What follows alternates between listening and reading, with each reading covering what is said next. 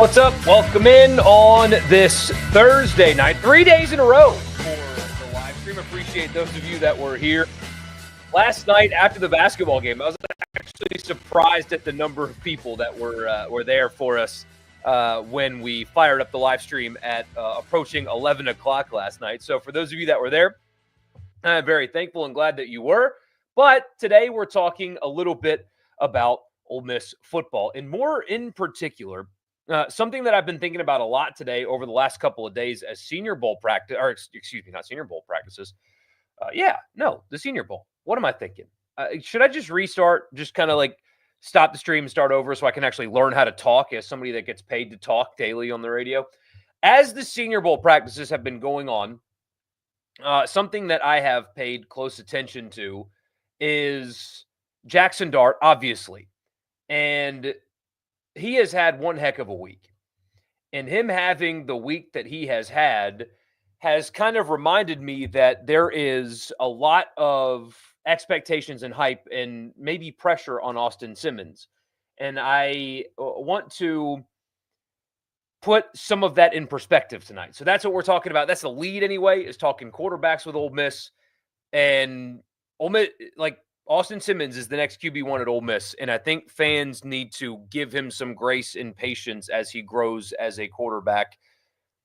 And I don't know if everybody is giving him that. So we'll talk about that, read your comments and more on this edition of the Rebel Report. My name is Michael Borky. That was the worst introduction of all time. Fumbled all over my words. Didn't make any sense, but we're here. We're live, and so we're just going to keep rolling with it. This is the problem with not recording things, but that's okay. I think you guys get what I'm talking about. I am glad you're here nonetheless. This is the Rebel Report. Please subscribe. It's usually better out of the gate than that. So please subscribe, like the video, leave a comment. I would love to hear what you have to say. And wherever you get your podcast, search Rebel Report and subscribe and leave a rating and a review. And this edition and every edition of the Rebel Report is presented by the Gregory Law Firm, DJ Gregory of the Gregory Law Firm. He's in Fulton, but he can take care of you anywhere in Mississippi. If you've been personally injured, don't waste another second. Wake up tomorrow. Give DJ Gregory a call at 662-397-9799, 662-397-9799 for personal injury. Also, small business. If you're a small business owner, you need some legal advice. You don't, something happened, you don't know where to go or what to do, or you want to start a small business and you don't want to make a mistake from a legal perspective. 662-397-9799, 662-397-9799. 9799. So I was watching Nick Underhill and Mike Triplett talk from a Saints perspective. They cover the Saints. They're the best at it. They're there covering the Senior Bowl, obviously. The Saints pick at 9, and also they're actively in a head coaching search. So them being at the Senior Bowl has it helps them in two different ways. They get to look at guys that the Saints are possibly going to pick, and also they get to talk to people about the coaching search. So they've had really good coverage there. But they have, each day that they have done like a recap video, they have mentioned Jaxson Dart. And is he a possibility at 9? Maybe that's a little too early for him. But Triplett in particular said there's some buzz about Dart that going into the Senior Bowl, it was, can he rise into the first round? And now there's even conversation of, can he rise into the top 10?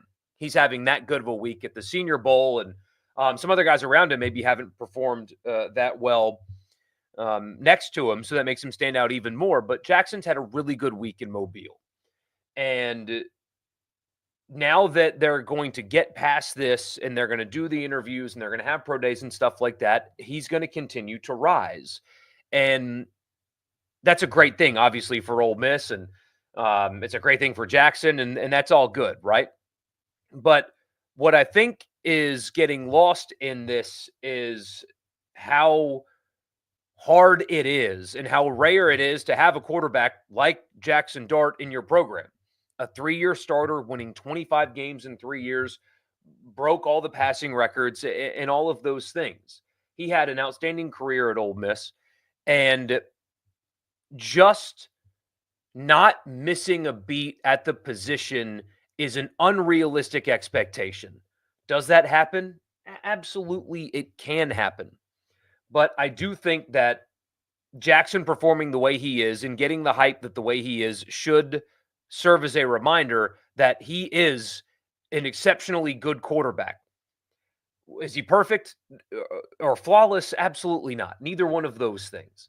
But he is an exceptionally good quarterback that, again, won 29 games in 3 years at Ole Miss as a starter. As a 4-year, got starts in 4 years at the Power 4 level. And there are some number of Ole Miss fans, and I hear from them, like we get texts in the radio show about it and stuff like that, that are mistaking Austin Simmons' ceiling with what he will be immediately in 2025. Not everybody. I'm sure most of you don't think like that, and most of you have the appropriate perspective, but I've seen too much of Ole Miss has upgraded at quarterback, or Ole Miss will not miss a beat at quarterback. They might even be better in 2025 at the position. They could be better offensively because I like a lot of the pieces that they've assembled in the transfer portal or have returning, right? I like Daquan Wright a lot. For example, I like their wide receiver group a lot. So there's a chance that they're good offensively. And you would hope that the running back position is not a total disaster the way it was managed anyway in 2024. But I believe everything that everybody has heard about his potential, his talent, his ceiling. He has got an incredibly high ceiling. When he has played, you've seen it. Everybody points to the one drive against Georgia, but in the other little bits of action that you've seen from him, he throws an effortless football. He is obviously very smart, has taken into that leadership role already, has taken the recruiting upon himself. Like, everybody around that program clearly loves him and expects big things out of him. And you don't need any further evidence besides Lane Kiffin not even really going after any portal quarterback to compete with him. They didn't even bother trying because this is Austin Simmons' job and they believe in him. They absolutely believe in him. But what I think is happening when some number of people, again, I don't know how many, but I've seen this a lot lately. And so I hope it's not kind of spreading too far to where it's unmanageable.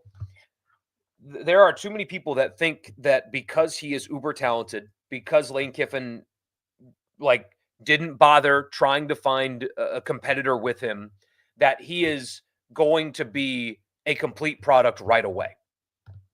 And I see that. I mean, I hear it from audience members of the radio show. I see it online.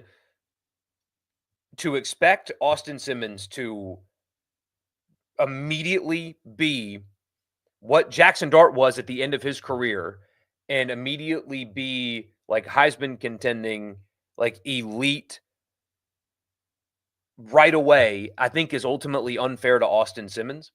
And I think Ole Miss fans, however many there are, need to really understand and be patient with the young quarterback as he grows and gets better. You would hope gets better and becomes great. Matt Corral was not great immediately at Ole Miss. He had to grow into that. He got better, obviously got better, but it took him a while to get there. Jaxson Dart 2022 was not Jaxson Dart 2024. It took him a while to get better. That is the most common phenomenon at the position across college football. Look at Nico at Tennessee. Uber talented. Everybody like tall, athletic. He's got all the traits, but it wasn't perfect right away. And I think he fell victim to overhype. You look at the way people around, and I know Tennessee went to the playoff, but it wasn't because of quarterback play. I think he in part fell victim to hype as well. Austin Simmons, I believe in myself, for whatever it's worth to you, which is next to nothing, but I believe in him myself. But I believe that people are getting carried away with the hype and expectations of him right away in year one. And if he does take time to grow, if it's not perfect right away, if they go to Lexington and win the game, but he's 17 of 35 for 190 yards and 2 touchdowns and a pick, that's okay. But when some people get caught up in the hype of Ole Miss might even be better at quarterback in 2025, and he's not there yet, it's going to be what's wrong with him and not, wait, did we levy unrealistic expectations upon him? He's a young quarterback. He's going to take time to grow. I think that everybody needs to understand that he can be the replacement and the heir apparent in an elite level player while also taking time to get there. And I've just seen too much lately of people saying things like Ole Miss will be even better at quarterback in 25. When you've got a guy that's about to be a first-round pick that is shining at the Senior Bowl, that won as many games as Jaxson Dart did, expecting his very young replacement to become that guy right away or be better than that guy right away is unrealistic and unfair, and it sets him up for failure because it is far more likely that there are growing pains as he's getting better than there is elite quarterback play right away. Do I think that he will become that? I do, frankly. Everything you hear about him is awesome, but I don't see enough people stressing patience with the young quarterback. So there's something that I've been thinking about a lot today. The podcast is brought to you in part by Toyota of Brookhaven. And again, as I tell you guys all the time already, I mean, they've only been with us for a week, but I'm so excited to partner with Toyota of Brookhaven, in part because they're giving you free money. $1,000 on me on a new Toyota in stock at Toyota of Brookhaven. $1,000 on me. Just use the code Rebel Report if you shop online at toyotaofbrookhaven.com, or if you go in person off exit 40 in Brookhaven. If you tell them I sent you, $1,000, boom, just off a new Toyota at Toyota of Brookhaven. They've got interest rates as low as 1.99% for 48 months on all in-stock Tundras. A great-looking truck, by the way. So check them out. They've got a service department, the highest-rated service department in Southwest Mississippi. Bring any maker model to their service department, and they will take care of you. So you don't need to have purchased a Toyota from Toyota of Brookhaven for them to take care of you in their service department. So great rates, $1,000 on me. Also a great service department as well. Off exit 40 in Brookhaven or online at toyotaofbrookhaven.com. I'm struggling tonight, so we'll let you guys save me on this one, and we will get to talking in the comments.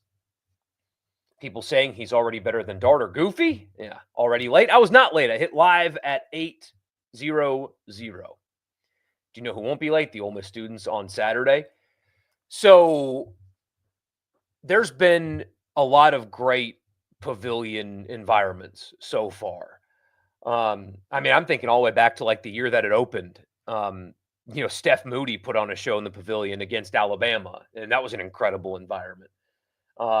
It was a loss, but the Ole Miss Tennessee game where Kermit Davis threw his jacket on the floor. There's been great ones, a lot of great ones.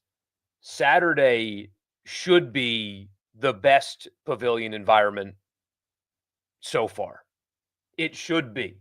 Every seat will be full.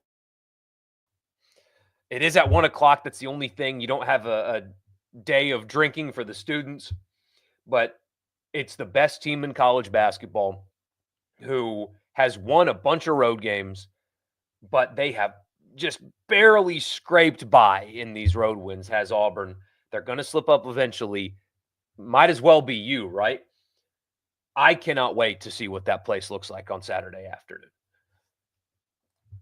What's the difference between Ole Miss and Oregon? I understand Nike and all that, but why is Oregon looked at differently than Ole Miss when neither have national titles? Why is that fair?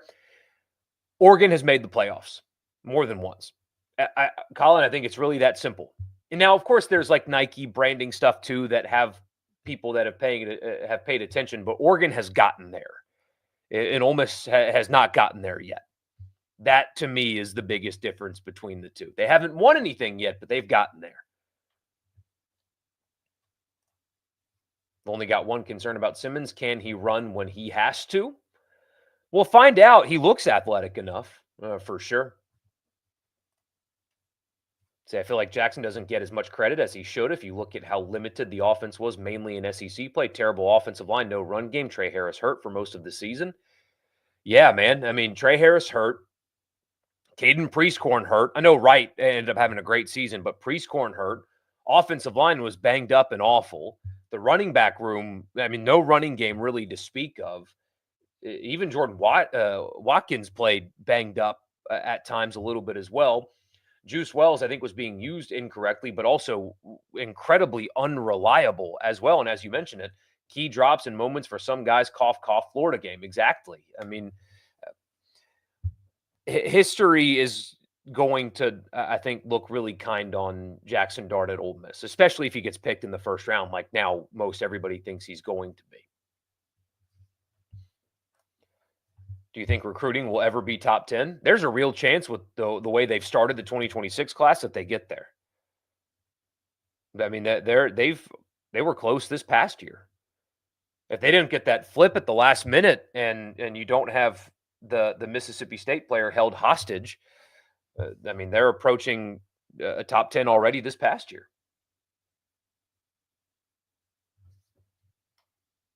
Simmons will be fine. I think he will go down as the best quarterback to ever play at Ole Miss.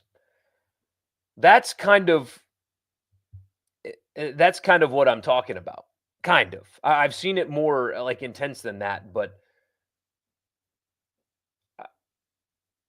he has not played enough football yet to have those kind of expectations on him. And I mean, guys, there's a real chance that 2025 he struggles at times, and the offense struggles at times because he has not played a whole lot of football. Now he looks phenomenal. Everybody around there talks about how great they think he's going to be, but 2022 Dart was a pretty good starter for a guy playing his first real meaningful season, not a backup under an interim USC coach. That team was not great at wide receiver, but elite at running back. I'm telling you guys, this is awful for me. And he also ran well. Yeah. I've heard Milroe looks bad at the Senior Bowl. Apparently, he has not helped cool the accuracy questions really at all. And, all it takes is one team to fall in love with a guy.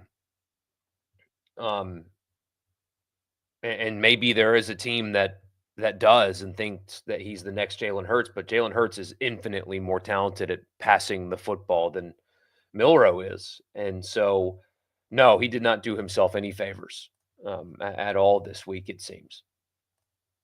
We know about the talent and him being able to sit for 2 years and did nothing but help him. If they can get him to limit mistakes and play within the offense, they can win a lot of games. I think they can win a lot of games as well. I do. What happened to your eye? I have acne. My face has been breaking out lately.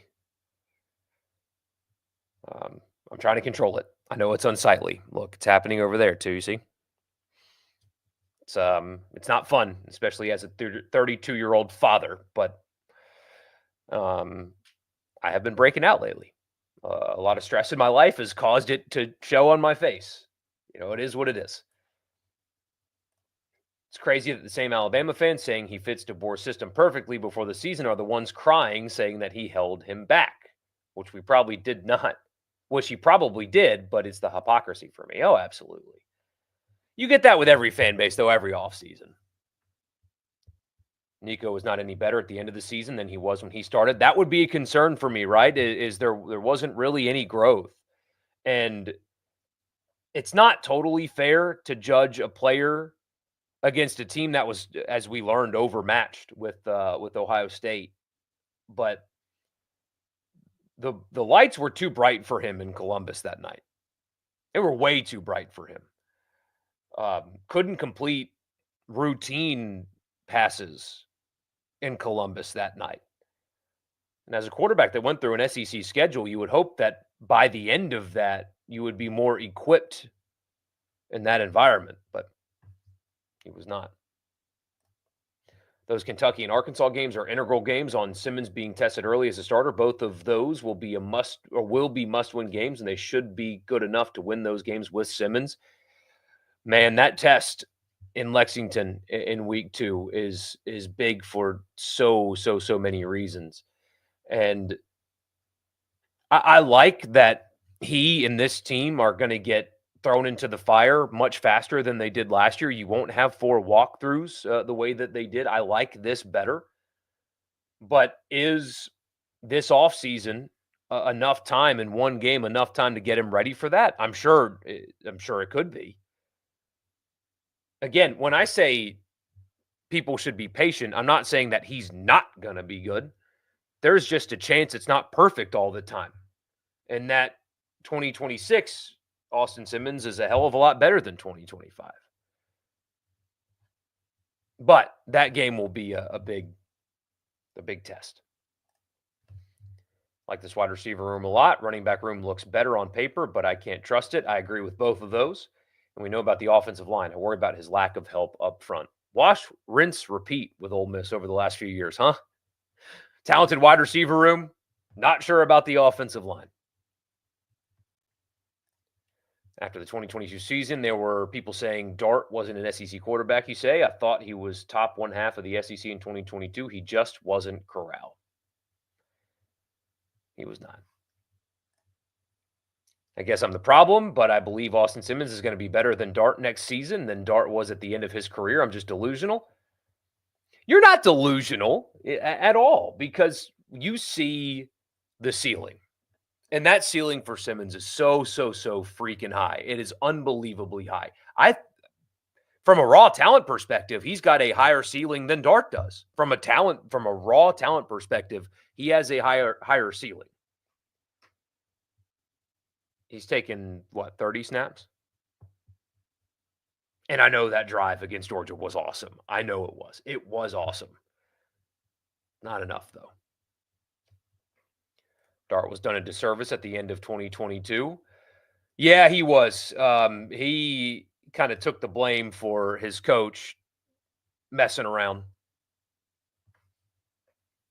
Macon, South Carolina watching. Appreciate you, Jeffrey. Glad to see you, man. Saw something about Caleb Cunningham's recruiting ranking getting tanked for some reason. I think we know what the real potential is there. Yeah, I guess why was he a 5-star 3 months ago and not now? What changed?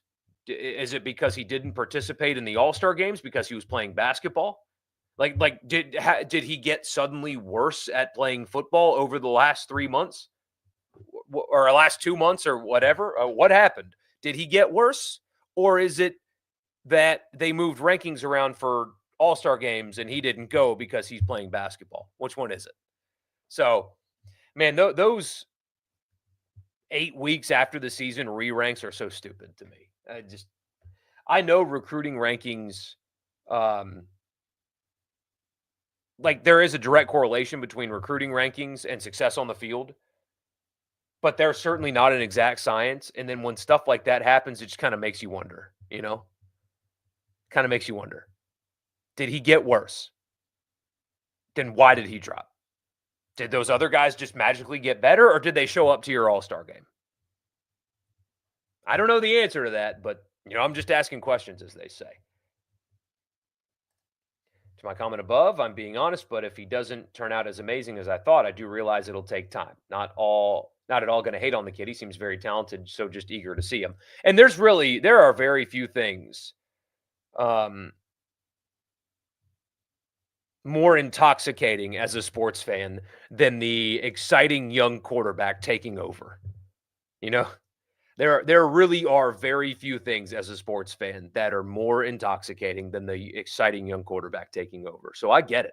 I'm excited to watch him play. I think he's going to be great with time.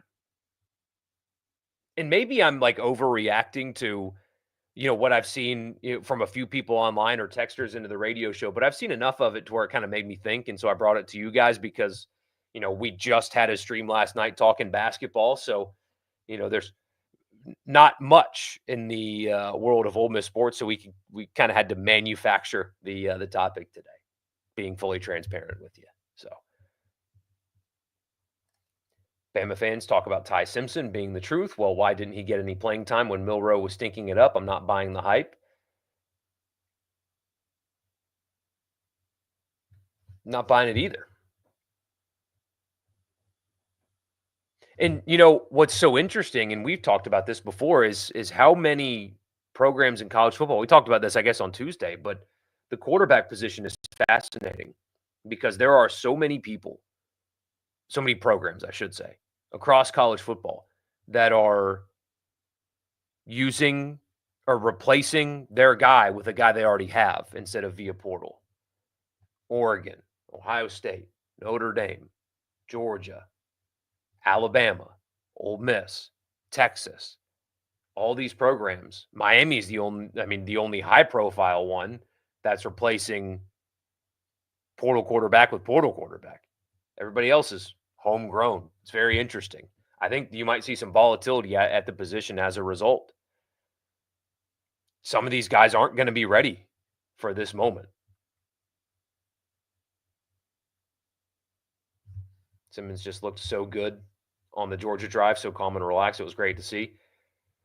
Yeah, I mean, that people rave about his mental makeup and how important is that as a quarterback. The podcast is brought to you in part, by the way, by Advantage Business Systems. absms.com is the website. If you're a Mississippi business and you're in need of office technology, anything from Kuipers and printers and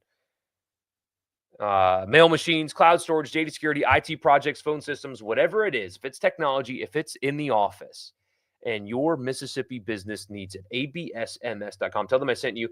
You'll get a complimentary office technology assessment. Tell them what you need, what your budget is. They'll find a solution for you on me, Advantage Business Systems. The podcast is also brought to you in part by Priority One Bank. They make you their priority every day with their online banking platform. All you need is an internet connection, and you can do whatever it is that you need to do with your money. Priority One Bank makes you their priority, and there's 16 locations here. There's one right next to Topgolf, right down the road from me. So, especially with how expensive Topgolf is, I'm having to spend more time at Priority One Bank than I probably want to. But bank with me at Priority One Bank. Wonder if he can run it all. We have not seen what that's like yet, but JD says like a cheetah. He was not given the opportunity to show that yet, but he looks athletic enough. But that arm talent is real. It's no walk in the park to start next year. I'm sure there are no world beaters, but Kentucky, Arkansas, Tulane, and LSU all in a row are no joke. No, that's a difficult stretch. Absolutely. And you know what's crazy is Tulane might be the second best team in that group. They certainly could be.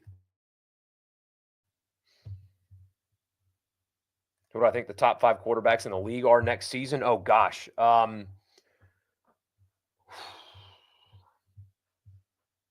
5 quarterbacks in the league. Lagway, Nussmeier, Sellers.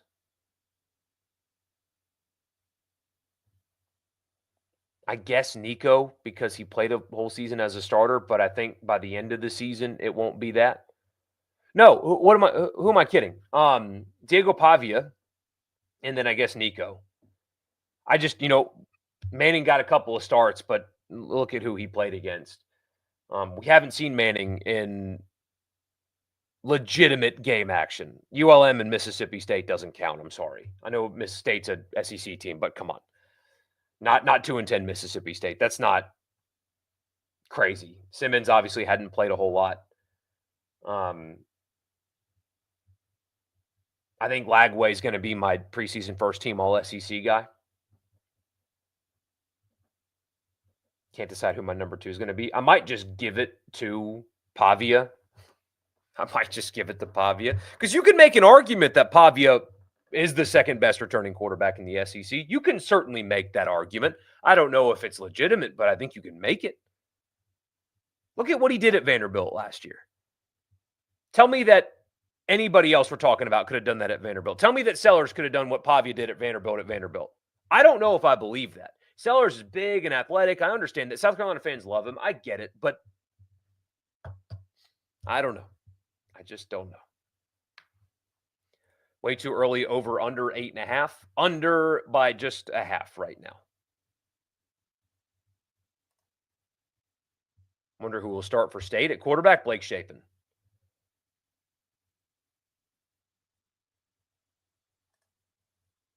We'll have the same running back problem next year. It's possible.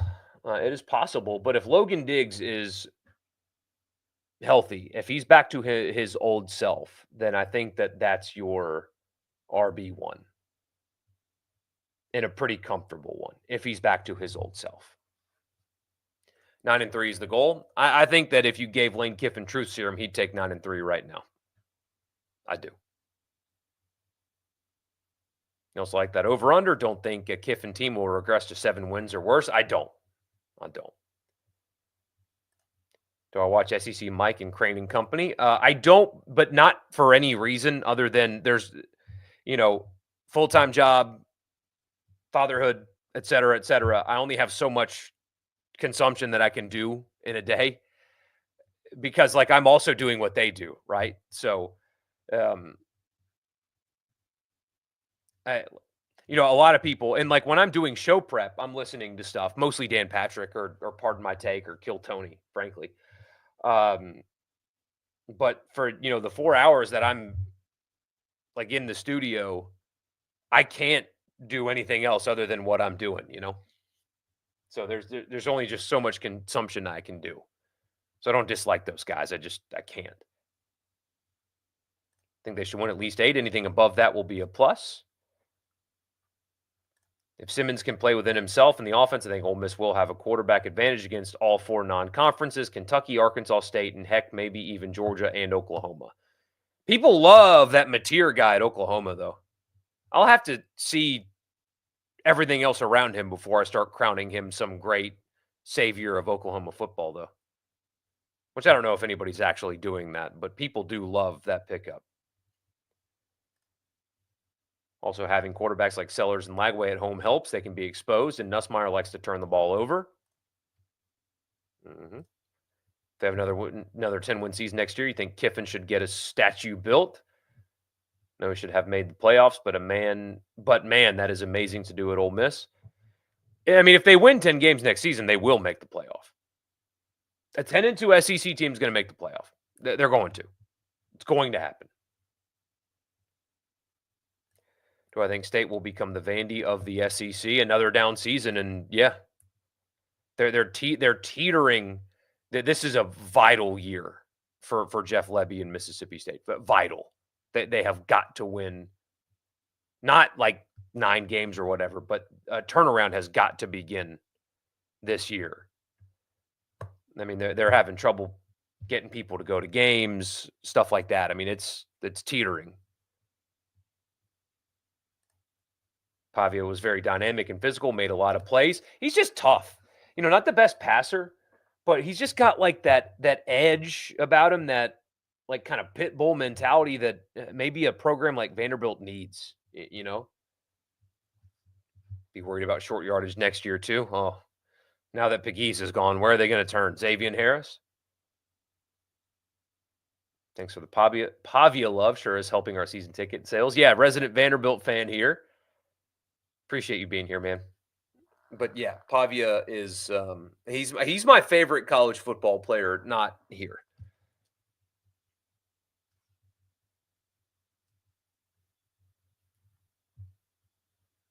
Am I crazy to be happy for Ryan Day? Seems like he got so much hate. I'm glad he at least gets something to help him rest at night. I don't think you're crazy. I think that the fact that his family had to hire 24/7 armed security at their home because of very specific death threats, him winning a national championship and those people feeling like the losers that they are, I did kind of feel good for him in that regard. It's hard to like anything that Ohio State does, even though I have Ohio State stuff on the wall up there. I think you guys understand. It's hard to be happy when Ohio State does something good, but I did think that his family deserved that. I don't think that they should normalize stuff like that by saying this is part of the job. I think that's crazy talk. And that's just absolute crazy talk to me. But anyway, any final thoughts on Saturday's game? I mean, I think the way Ole Miss wins this game is if they can make it ugly. If they can slow the game down like they did against Alabama, they have to protect the basketball. But they have to really force turnovers, pressure Auburn, make them run shot clock, and just kind of ugly the game up a little bit. I think Ole Miss can beat Auburn in that way if they allow pace and if they have to be dependent on scoring, they're going to get run out of the gym. I think they've got to win this game like they did in Tuscaloosa in the 60s, turn them over a lot, slow the game down. Dia has got to show up on Saturday. He has got to show up on Saturday. Auburn does not score as well on the road also. So they have to play the best defensive game they've played of the season. But I think that slowing things down, being intentional, not turning the basketball over, making the game go by fast by being slow, if that makes sense, is the key for Ole Miss in this game. Auburn's really, really good, though. It's an ultimate free shot. Hopefully Diggs for short yardage, something like that. I mean, it's got to be better than it was. I know the Pegues package worked as often as it did, but there's got to be within the offense the ability to get 3rd and 2. If Simmons doesn't produce and all the D-line recruits from last year aren't what we thought, they will be terrible. Labs and secondary are already going to be a problem. I don't think that if by labs you mean linebackers, I don't think linebacker is going to be a problem, frankly, with Daugherty and then what they've done in the portal. I kind of like what they've got in that position group returning. I am concerned, like you, about secondary for sure. But, I mean, they've got Harris and Perkins returning. Akelo Stone is a nice depth piece. He'll be back. I think Harris and Perkins can be all SEC guys easily. They really like Jam Brown. They really like Cam Franklin. They really like Eccles. They've got 2 edges out of the portal. 2 of the top 10 edges in the portal went to Ole Miss, by the way. So there's questions for sure. I think the defensive line can be good, not what it was this past season. But I'm concerned about secondary and offensive line is where I'm mostly concerned.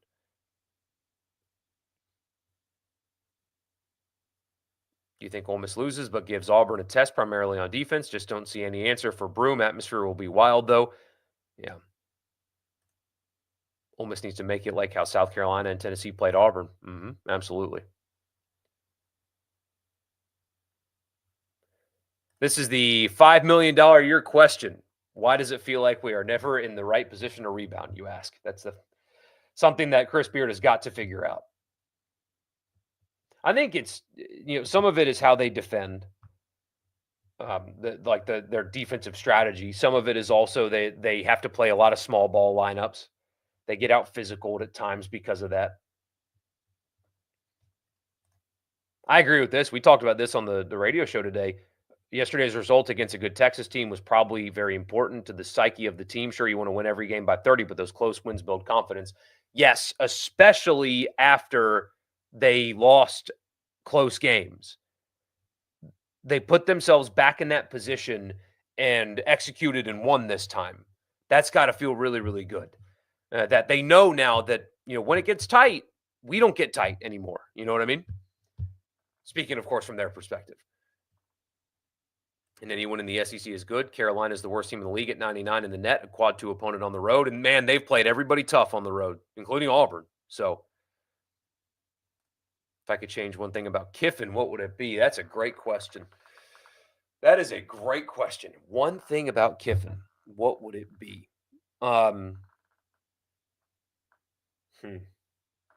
There's a few.